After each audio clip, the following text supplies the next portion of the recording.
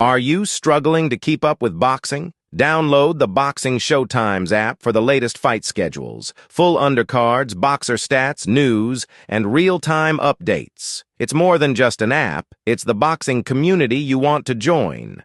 Boxing King Media, powered by BYD. David Nyika. David, just on the press conference, been trying to catch up with you all week, but I think this seems like a great time to speak to you.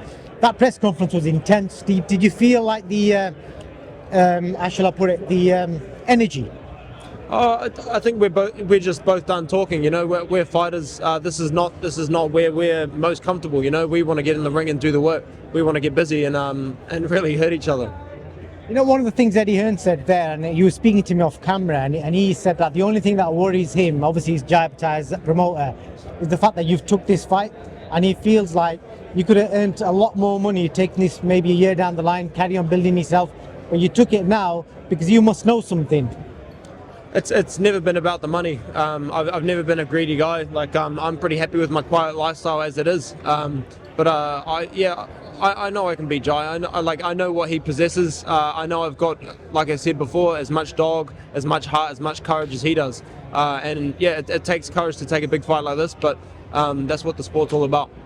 You know, talking about courage and just like being in the ring, I don't know if you saw my interview I did with him the other day, where he was talking about that he'd put it all on the line, you know, saying that you'd have to carry him out the ring. And, you know, I spoke to him about when he fought against Brady with a broken jaw. And one of the things that he said to me was like, he said during that fight that he felt like he had to earn it to win that title. He didn't care about his jaw.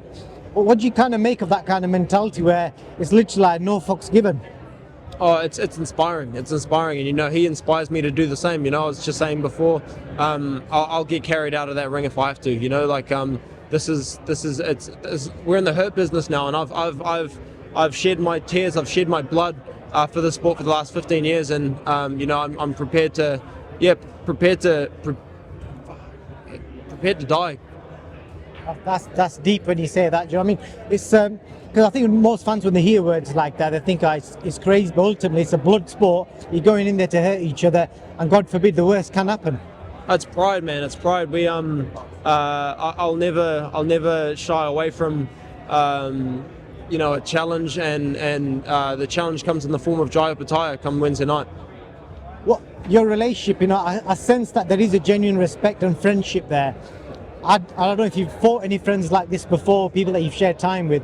How difficult is it knowing that you're going to go in there and you're trying to knock him out? Yeah, I wouldn't consider him a friend.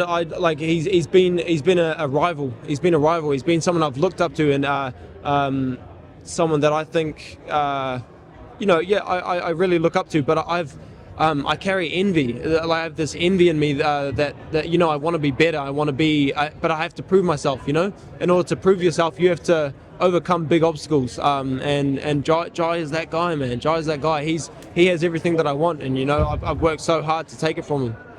Fair play, man. I want to talk away from the actual fight because I had some other personal stuff I wanted to speak to you about. I was watching some stuff on you on the way up here, and see you got you know, you grow your own vegetables, you got chickens. I find that quite interesting. Where does that kind of passion come from?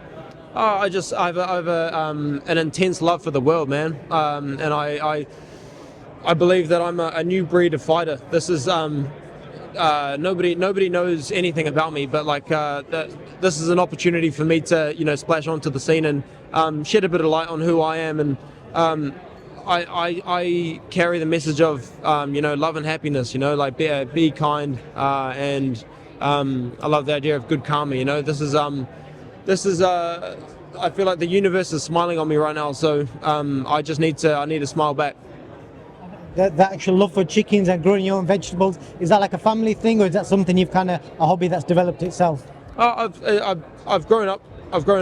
You know, with you know, like growing my own vegetables, growing like raising our chickens. We've had dogs. We lived in the middle of town, and we had goats. We had ducks. Yeah, I don't know. It's like I said, it's just a love for the world, man. Love for nature, and I feel like I just understand the world so well now, and now I've got my little sanctuary back in Gatton, and yeah, I love it. I know you're talking about love for the world. I know you do a lot of charity work for Uganda, I think it is. You know, how did that come about? So my dad is half Ugandan.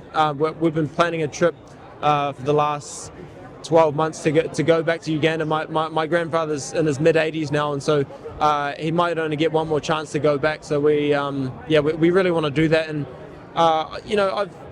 I've got so many more dreams and aspirations outside of boxing.